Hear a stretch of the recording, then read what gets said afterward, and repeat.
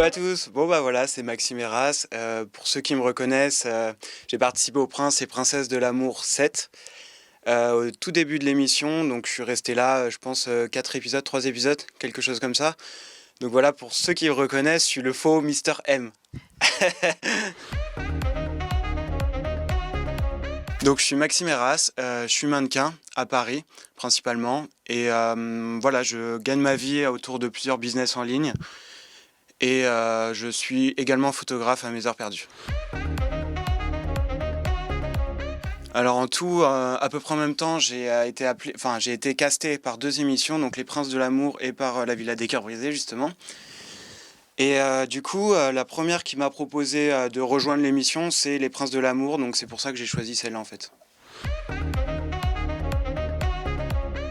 Alors quand j'ai rejoint le programme, j'étais célibataire depuis je pense quelques mois. Donc avec mon ex, on était restés 2 ans et demi ensemble à peu près. Et donc là, j'étais seul. Enfin, je voyais des filles, hein, mais voilà, rien de sérieux. Donc je me suis dit, bah vas-y, j'ai rien à perdre. Alors ce qu'il faut savoir, c'est que je n'ai pas choisi Mila. En revanche, si j'avais eu à choisir, j'avoue que j'aurais choisi Mila quand même. Donc ils ont fait le bon choix, la prod, au final. Pourquoi j'aurais choisi Mila? Parce que déjà, Lisa Rose ressemble beaucoup trop à mon ex, qui était aussi une grande métisse, assez fine, enfin vraiment typée pareil. Donc je pense que j'aurais jamais choisi elle, voilà, je suis plutôt dans le changement, on va dire. Et après, entre Laura et Mila, je préférais Mila physiquement. Après, c'est des personnes que je connaissais pas du tout simplement parce que je regarde jamais la télé-réalité. Donc je connaissais pas du tout leur comportement, donc j'ai tout joué, enfin tout s'est joué au physique au final pour moi. Oui, pour être franc, j'ai jamais regardé télé-réalité, j'avais jamais regardé Les Princes, je savais pas qui était Mila ni Laura d'ailleurs. Donc on m'avait montré des photos, voilà. Mais je connaissais pas du tout leur comportement. La première fois que j'ai vu Mila, bah, c'était au bal d'entrée là. Et la première chose que j'ai pensé quand je l'ai vue, je l'ai trouvée souriante. Déjà, je l'ai trouvée jolie et souriante, et ça c'est plutôt agréable évidemment, surtout dans les premiers abords. Et je me souviens au tout début, elle avait plutôt l'air choquée parce qu'elle comprenait pas la scène en fait. Genre, elle comprenait encore moins que nous pourquoi il y avait un bal et pourquoi il y avait des gens. Enfin bref, ça avait l'air très bizarre pour elle. Elle a pas l'air très contente non plus. Mais c'était assez drôle en fait parce que moi je découvrais, je venais d'arriver, je connaissais pas du tout comment ça allait se passer. Genre, c'était un peu le grand plongeon dans l'inconnu. Ouais. C'est vrai qu'au début, c'est marrant parce qu'au final, les princes et les princesses, enfin, je pense surtout les princesses, étaient un peu déstabilisés autant que les prétendants au final. Donc au final, on était un petit peu sur un pied d'égalité. En plus, nous, on avait les masques. Moi, j'ai pas vu la scène, mais alors il faut savoir que je suis arrivé en même temps que Léo. Donc on a pris l'avion ensemble pour aller à Barcelone, à la villa et tout ça. On est resté à l'hôtel une nuit ensemble avant l'arrivée et tout. Donc on a passé quand même beaucoup de temps ensemble, avec Julien et John, tous les 4 d'ailleurs, entre mecs. Et mine de rien, ça rapproche beaucoup. Donc c'est bête à dire, mais quand on se retrouve dans une situation un peu compliquée comme ça, on part tous dans l'inconnu. On se connaissait pas, mais on s'est connus très vite en fait. Et du coup, on s'est vite attachés tous les 4, on va dire. Donc pour moi, Léo, c'est une très bonne personne. C'est devenu un pote assez vite au final. Et mais en fait, ça m'étonne même pas ce qui s'est passé au final parce que Léo, c'est quelqu'un qui, pour lui, ce qui est hyper important, c'est le respect et tout ça. Donc lui, il aime pas qu'on lui manque de respect, donc il a réagi au quart de tour et c'est son comportement, on peut pas lui en vouloir. Et d'ailleurs, si j'avais été à sa place, j'aurais fait la même chose. Mais c'est vrai que comme ça a été tourné, on dirait que c'est un grand méchant, alors que Léo, je pense, c'est quelqu'un avec un grand cœur, qui est très gentil. Il a été toujours très gentil, très respectueux de tout le monde. Et puis c'est vrai que là, je pense la pression de la télé, les caméras, puis les princesses, les princes, les machins, c'était trop. Donc je pense que pour moi, c'est pas le vrai Léo là qu'on a vu quand j'ai regardé l'épisode, comment ils ont tourné le truc. C'est vraiment ce qui s'est passé, mais pour moi, il est beaucoup plus gentil que ça. Enfin, de la personne que j'ai connue quand on n'était pas avec des caméras et tout. Donc pour moi, c'est quelqu'un de très gentil. Donc voilà, je sais pas quoi dire de plus en fait sur cette situation parce que moi, j'ai pas du tout vu la scène, j'étais pas du tout à côté, j'ai rien entendu. J'ai juste vu ce qui s'est passé dans l'épisode que j'ai regardé en fait. Donc j'ai tout découvert à ce moment-là vu que j'avais rien vu en fait. Alors ce qu'il faut savoir en fait, on va reprendre les bases quand même. Moi, à la base, si j'ai participé à cette émission, c'est pas forcément pour trouver l'amour, on va pas se mentir. Je tombe pas amoureux en 4 jours, même une semaine, voire 2 semaines d'émission. J'ai besoin quand même de beaucoup de temps. Je pense que moi, j'ai besoin de 3 4 mois pour bien connaître une fille et avoir déjà des sentiments pour elle. Donc, on va pas se le cacher, c'était plus un jeu au final. On était là pour déconner. Pour moi, je suis très second degré en fait. Donc, j'étais plus là en mode freestyle au final que vraiment essayer de pécho, essayer de. Voilà. Donc, j'ai joué au second degré comme je le fais d'habitude au final, parce que ça servait à rien que je fasse semblant de voilà d'avoir des sentiments machin, hein, ce qui est faux. Donc je l'ai joué vraiment au second degré. Voilà, donc j'ai joué. Bon, je vais pas mentir, c'était un peu stressant et putain ça a pris de l'ampleur petit à petit. Et ça c'était putain, c'était trop drôle. Franchement c'était trop. Alors, je suis dans la vraie vie, je suis vachement comme ça. Je suis en mode, je m'amuse. Je suis, voilà, comme je le disais tout à l'heure, je suis pas trop premier degré. J'aime bien dire des conneries et tout.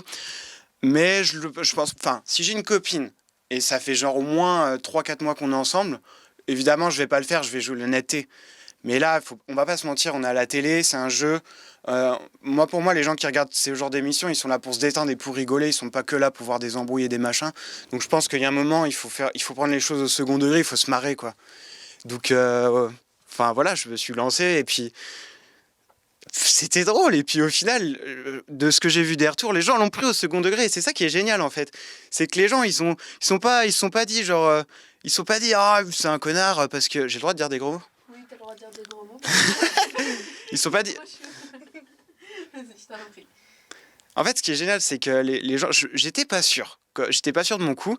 Et quand j'ai regardé les épisodes et j'ai vu les retours, en fait, j'ai été agréablement surpris, pardon, de voir qu'il y avait d'excellents retours, que les gens, en fait, ils ont rigolé. Ils ont pris ça au second degré comme moi. Et au final, ils ne sont pas pris la tête en disant ah, c'est un menteur et tout. Nanana. Enfin, ils l'ont dit un petit peu, mais ils ont surtout rigolé. Et ça, je trouve ça génial. Parce qu'au final, c'était un peu le but. Au final, enfin, on est là pour déconner aussi. On est là pour se marrer. Je pense que dans la vie, il ne faut pas toujours être sérieux. Il faut se marrer, quoi. Et c'est ce qui s'est passé. Donc, c'est génial au final. Bah en fait, je suis pas resté très longtemps dans l'émission, mais en tout cas, Mila est une fille jolie, elle est gentille. Après, ce qu'il faut voir et ce qu'on voit pas forcément derrière son écran, c'est que c'est quand même une fille, on va pas se mentir, avec une carapace. Je sais pas d'où ça vient, je sais pas si c'est à cause de la télé ou c'est parce que voilà, elle a une carapace vis-à-vis des hommes. Donc, elle se protège vachement. Donc, pour un homme comme moi, eh ben, ça suffit pas une semaine pour apprendre à connaître quelqu'un et pour savoir s'il va y avoir vraiment du feeling.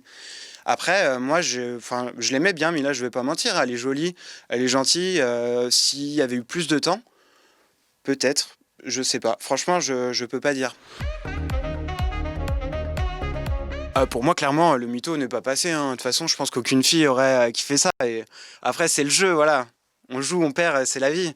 Après, c'est vrai que le timing. Parce qu'au final, Mila, elle a rigolé, ça lui a fait taper des barres. Donc, pour moi, voilà, elle en a ri, elle s'est pas énervée. Voilà. Après, ouais, le timing était mauvais. Peut-être que si j'étais resté 2 3 jours de plus, je sais pas ce que j'aurais tenté, mais peut-être qu'on aurait pu relancer le truc. Après, voilà, c'était plus fini en termes de potes que voilà. Franchement, Mila, elle a pas du tout été rockvitaire au final. Et tant mieux pour moi. Donc voilà, écoute, c'est bien passé. Alors, ce qui est drôle dans toutes ces scènes où Mila, elle reçoit des cadeaux et moi, je fais croire que c'est moi, je savais très bien que c'était pas moi. Mais alors moi, j'étais persuadé que c'était son ex. D'ailleurs, son ex, je savais pas du tout à quoi il ressemblait. Je savais juste qu'il s'appelle Muja parce qu'il y a des gens qui en parlaient. Et Mila, de son côté, je sais pas trop ce qui se passe. Je pense qu'elle se doutait. En vrai, je pense qu'elle se doutait, même si elle le disait pas. Et mais moi, j'étais persuadé que c'était lui. Alors la scène, on arrive au spa. Donc premier truc, c'était tellement drôle parce qu'au final, j'arrive et je vois Thibaut. Mais moi, j'ai cru que c'était Muja au début parce que je savais pas à quoi il ressemblait en fait, vu que j'avais pas regardé la télé. Enfin, je savais pas à quoi il ressemblait. Moi, je pensais que c'était lui. Bah, pour moi, c'était sûr. Et là, je me souviens, Mila, elle m'a regardé, elle m'a dit, je sais pas qui c'est. Elle m'a dit ça, je pense pas, je crois que c'est pas passé c'est pas passé à l'écran, mais elle m'a dit ça, donc elle était là avec ses grands yeux en mode, même elle, en fait, elle était surprise au final puisqu'elle savait pas qui c'était. Et ça, c'était énorme. Et du coup, le pire de nous trois, mais c'était Thibaut. Thibaut, il savait pas ce qu'il foutait là.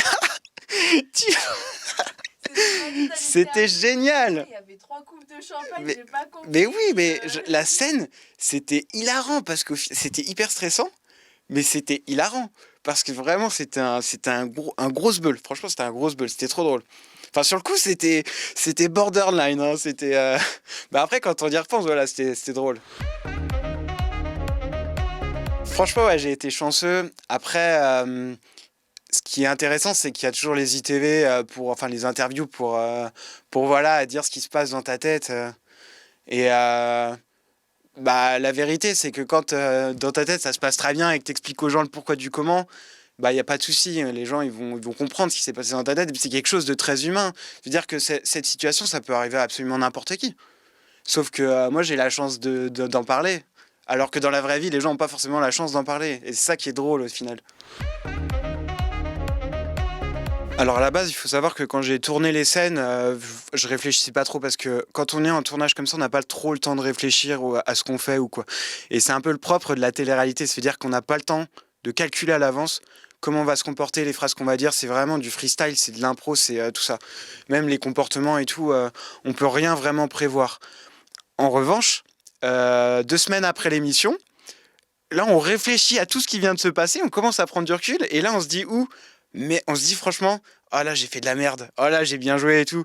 Et moi, sur le coup, je me suis dit, là, ce que j'ai fait, c'est qui tout double. C'est-à-dire que, ou les gens, ils vont rigoler, ou alors ils vont me détester, parce qu'ils vont dire que je suis un menteur et tout, et que c'est pas bien de mentir, enfin, voilà, le truc normal, quoi, ce qui est normal. Donc, c'était qui tout double.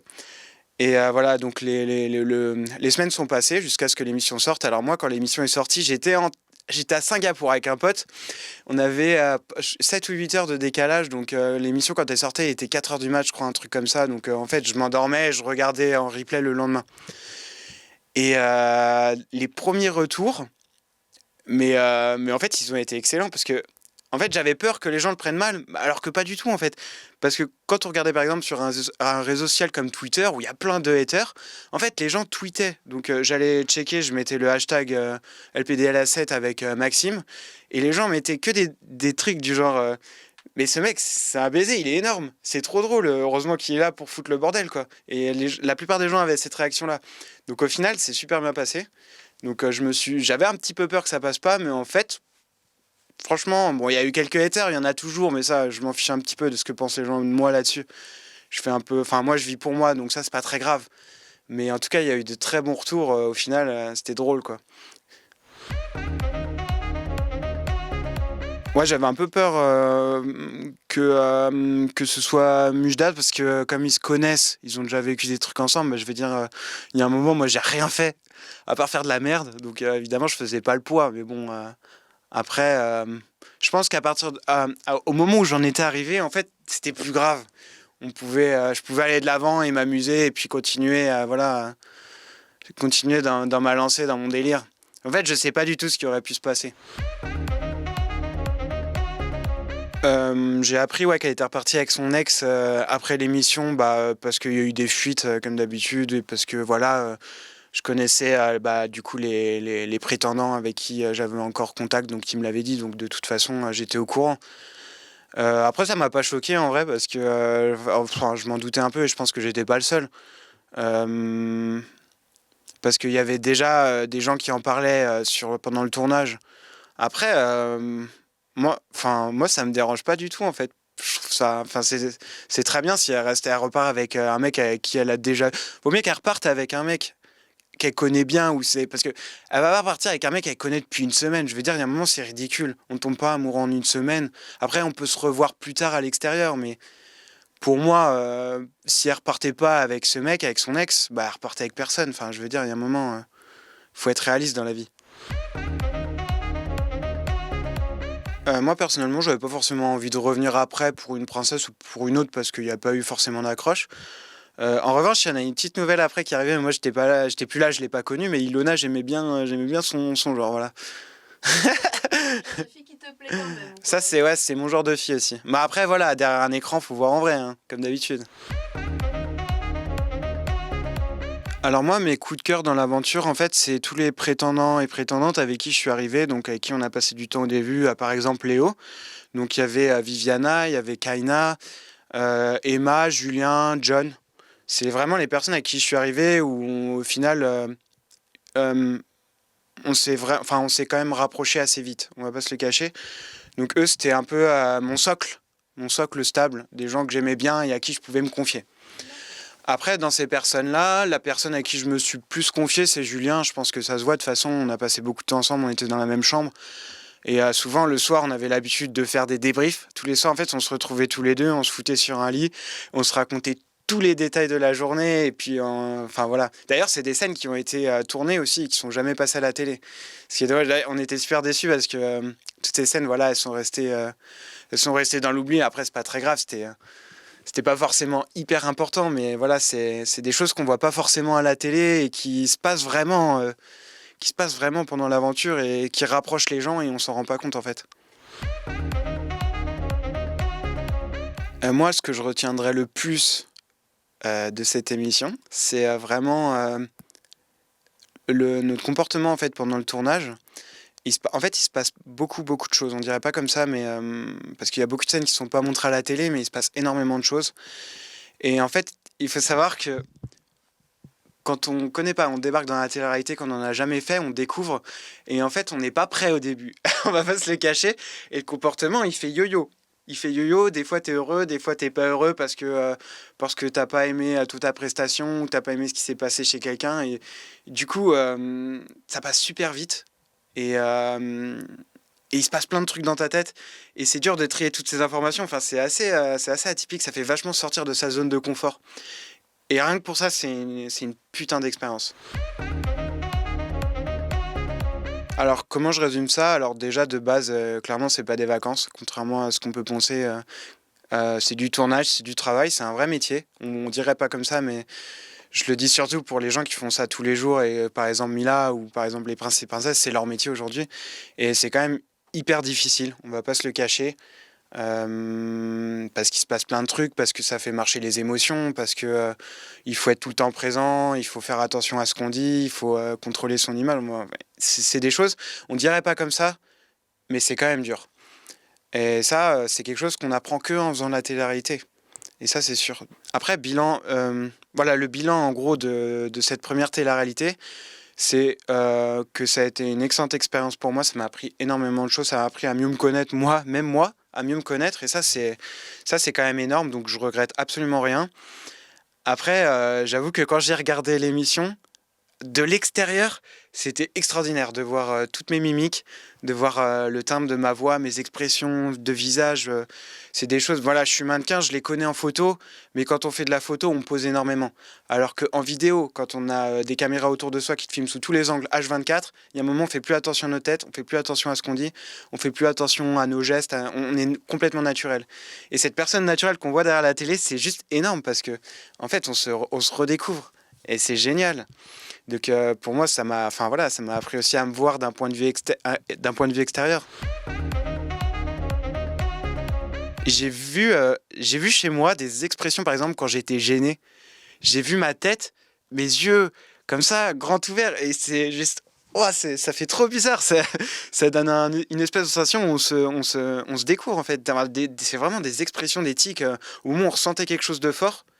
Et puis voilà, on ne sait pas quelle tête on a en vrai, mais en vrai, on a vraiment une expression qu'on ne connaît pas, parce que quand on se regarde dans la glace, on ne fait jamais cette tête. Et c'est juste ça qui est drôle, en fait. Après, voilà, en termes général, j'ai beaucoup aimé regarder l'émission. Je trouve que la production, ils ont cuté vraiment ce qui servait à rien et qui ont gardé, ils ont gardé des trucs importants, et je trouve qu'au final, j'ai été vachement content du résultat.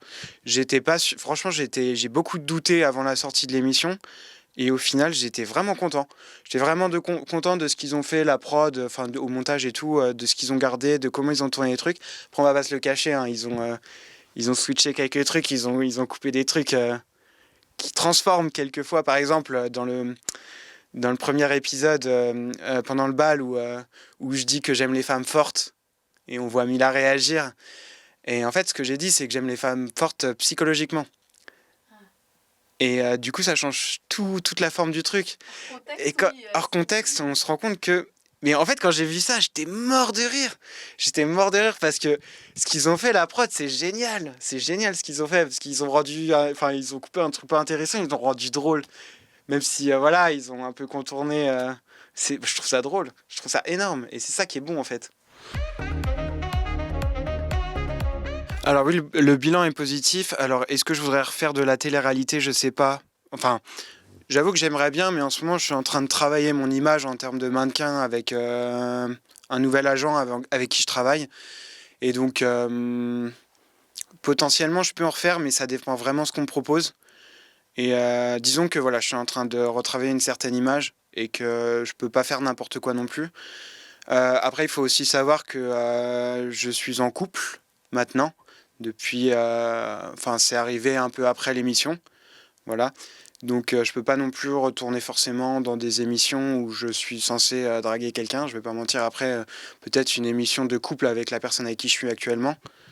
Pourquoi pas, mais voilà, c'est pour l'instant j'ai pas eu de proposition, je voulais être clair. Et on verra. Enfin, c'est freestyle en fait, on me propose et puis je vois en fait. Comme d'hab, hein, moi j'analyse et puis je dis oui. Souvent je réagis un peu sur un coup de tête. Par exemple, pour les princes, j'ai vraiment réagi sur un coup de tête. C'était pas du tout quelque chose que je voulais faire à la base, la télé-réalité, mais on m'a proposé expérience. Après, j'ai passé le casting. Un peu à la dernière minute, on m'a dit ok, t'es pris, vas-y, tu viens. J'ai dit ok. Franchement, j'ai été dans le sud, j'ai pris ma voiture, je suis retourné à Paris, j'ai pris l'avion, je suis parti à Barcelone. Ça s'est fait en 24-48 heures. Ah ouais, Speedy Gonzalez. Ouais, ouais, j'ai fait ça vraiment sur un coup de tête et puis au final, je suis pas déçu. Ok. Donc voilà, après, analyser les prochaines propositions, pourquoi pas. Alors oui, cette année, je vais un peu plus me concentrer sur mon image de mannequin, donc comme je le disais précédemment, avec l'agent avec qui je travaille maintenant, qui est plus un agent enfin, qui se spécialise dans mon image en général, pas que pour le mannequinat, c'est pas une agence mère de mannequinat. C'est vraiment un agent qui s'occupe de mon image. Donc voilà, je vais travailler ça avec cette personne. Ensuite, il faut savoir que ma vie, enfin j'ai fait 6 ans d'études dans le marketing et j'ai travaillé 8 ans dans le marketing jusqu'au jour où j'ai tout plaqué et c'était il y a un peu plus d'un an, il y a un an et demi, j'ai tout plaqué. Je me suis promis de plus jamais retravailler dans des bureaux parce que voilà, j'en avais ma claque, donc j'ai tout plaqué, je me suis mis à fond dans le mannequinat. Et comme je suis très calé en marketing, j'ai commencé à lancer des business en ligne. Donc là, là j'ai une boutique voilà, d'accessoires pour hommes où je vends des accessoires pour hommes en ligne. Et là, je suis en train, quelque chose que j'ai pas raffilié à mon image, ok. Et là, je suis en train de créer une gamme de produits coiffants pour hommes que je crée depuis un an et demi aussi, donc depuis que j'ai quitté mon dernier travail. Qui est voilà, une marque premium, un peu de luxe. Là, c'est un peu mon bébé, donc je la lance bientôt. Et voilà, ça va être vendu pareil en e-commerce et dans des salons de coiffure. Et c'est des formulations que je travaille avec un labo à Lyon depuis assez longtemps. Donc c'est des formulations assez poussées, très naturelles. Enfin bref, c'est un truc où je travaille énormément dessus. Et voilà, c'est des business que je suis en train de lancer. Ok. Après, j'ai aussi un business automatisé qui est mon blog où je gagne de l'argent dessus. Enfin voilà, il faut savoir que j'ai plein de projets, que le mannequinat, c'est qu'une partie en réalité.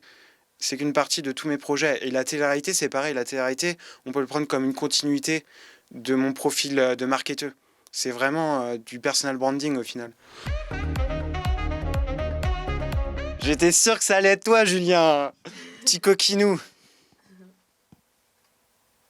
J'en ai une pour Maxime. Ouais. Maxime, qu'est-ce qui t'est passé par la tête quand tu as offert des cadeaux qui n'étaient pas les tiens? Tu savais que t'allais te mettre dans une merde pas possible. Voilà, donc tu devrais répondre à cette question. Qu'est-ce qui t'est passé par la tête, gros? Alors, la première chose que je dois dire, c'est que Julien était au courant de tout. Parce qu'on en parlait. Et d'ailleurs, il m'a beaucoup conseillé. Et c'est d'ailleurs des scènes qui ont été tournées aussi, où Julien me conseillait de faire certaines choses avec John aussi. Donc tous les deux, pardon, on en avait parlé. Et puis je leur ai demandé ce qu'ils en pensaient et tout. Donc on en avait discuté de tout ce délire. Donc ils étaient au courant, ils l'ont gardé pour eux. Mais du coup, ça me fait marrer parce que Julien qui me pose cette question, en réalité, il sait tout. Ah, Il veut juste me faire il veut me mettre pied au mur. Mais c'est ça qui est drôle, c'est que c'est des scènes que les gens voient pas. Mais voilà, John et Julien, on en avait discuté. Et d'ailleurs, il m'avait dit, vas-y, fonce, mec. Si, mais avec pote, Il quoi. m'avait dit, vas-y, fonce, mec, c'est drôle. Après, il m'avait dit quand même, il m'avait dit, putain, t'es un baiser. Il m'avait dit ça. Mais vas-y, c'est la télé, c'est drôle, des fois, faut faire des conneries. Voilà. La vie est courte, et voilà, c'est... Une bonne prise de risque quand même, parce Ouais. qu'au final, t'as bien conseillé, ça n'a pas été le mauvais Mais conseil. j'adore, hein, mais c'est trop drôle, le Julien qui essaye de me mettre dos au mur avec sa vidéo, là. Ah, le petit salopio. Oui, donc pour cette question où Mila a pleuré à mon départ, je pense que en fait peut-être que on l'a pas vu parce que c'est encore des trucs qui sont pas forcément passés à la télé. Mais après l'histoire du spa, on a quand même beaucoup discuté en off et en on, mais c'est pas forcément passé, voilà. Et on a beaucoup discuté, on a beaucoup rigolé, et c'est comme si ça avait un peu cassé un truc, une espèce de barrière, cette barrière que Mila avait, cette sorte de protection qu'elle avait depuis le début, elle était un peu cassée, de mon point de vue, et elle s'est beaucoup plus lâchée avec moi. Donc on a eu des discussions, je dirais, beaucoup plus sincères après. Pas du tout des discussions enfin de couple ou quoi, ou pour se pécho ou machin. C'était vraiment, on s'est bien entendu. En fait, on a bien rigolé, et c'était drôle, c'était simple. Voilà, c'était deux personnes qui rigolent et qui sont sincères l'une envers l'autre. Et peut-être que ça a joué. Peut-être que peut-être qu'elle a eu trop de trucs d'un coup elle a vraiment cru que son ex allait arriver. Enfin, je pense qu'il y a eu trop de trucs et du coup elle a pleuré.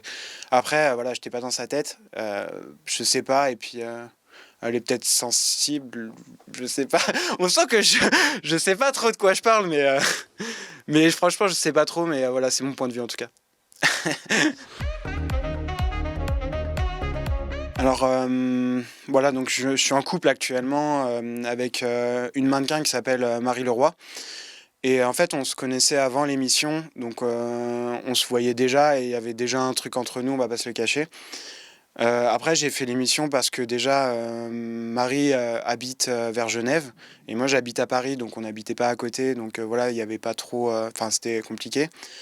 Et donc moi, je suis allé faire l'émission. Je pense pas que ça allait saouler parce que elle sait très bien comment je suis, elle sait que je suis un entrepreneur. Et cette fille, elle est aussi très compréhensive, elle n'est pas du tout jalouse et elle sait prendre beaucoup de recul. Et c'est pour ça que ça a pas été un problème. Après, voilà, je suis revenu, on s'est revus. Et en fait, Marie a décidé de venir habiter à Paris. Et c'est à cause de ça qu'au final, on s'est dit que c'est bon, on pouvait se mettre ensemble. Donc maintenant, actuellement, on habite ensemble dans un Airbnb. Là, elle est en train de se prendre un appart, en coloc avec une amie à elle qui est mannequin. Enfin bref, voilà, je raconte sa vie. Mais le fait est que maintenant, on habite tous les deux à Paris, donc on a décidé de se mettre ensemble. Et mais du coup, non, ça l'a pas choqué parce qu'on n'était pas ensemble et parce que c'est une fille qui prend beaucoup de recul sur les choses et elle sait très bien que... Elle connaît mon comportement, on se connaît depuis assez longtemps. Elle sait voilà, enfin, elle sait très bien déjà que je vais pas tomber amoureux d'une fille en 4 jours, c'est pas possible, c'est pas du tout mon comportement. Moi, j'ai besoin de beaucoup plus de temps. Donc ça n'a pas posé plus de problèmes que ça. Et puis aujourd'hui, voilà, c'est du passé. Donc voilà, si vous voulez me suivre, et je vous recommande de me suivre, le mec fait sa pub. Si vous voulez me suivre, c'est principalement sur Instagram, donc Maxime __ Eras, H-E-R-S. Vous pouvez me suivre également sur Snapchat, je crois que c'est Maxime Eras Off, et sur Twitter c'est pareil, c'est Maxime Eras Off. Donc je suis un petit peu moins présent sur ces réseaux, mais je m'y mets de plus en plus. Ensuite, pour ceux qui aiment bien les vidéos et YouTube et tout ça, je suis en train de lancer une chaîne YouTube actuellement que je vais sortir dans 2 semaines. Donc une première vidéo où je vais raconter voilà, un truc super drôle qui s'est passé en Thaïlande, une story time. Donc un truc assez drôle à regarder, assez inspirant. Et voilà. Sinon, vous pouvez me suivre sur Facebook ou vous pouvez également me suivre sur mon blog parce que j'ai un blog voilà, sur lequel je travaille depuis maintenant assez longtemps et vous pouvez voir plein d'articles. Ça parle de mode, de beauté, voilà, ça donne des conseils pour les hommes mais aussi pour les femmes parce que je parle beaucoup de bien-être par exemple, enfin de problèmes qu'on peut avoir dans la vie de tous les jours. Donc pour ceux qui sont intéressés, n'hésitez pas à aller voir, c'est www.maxime-duo-eras.com.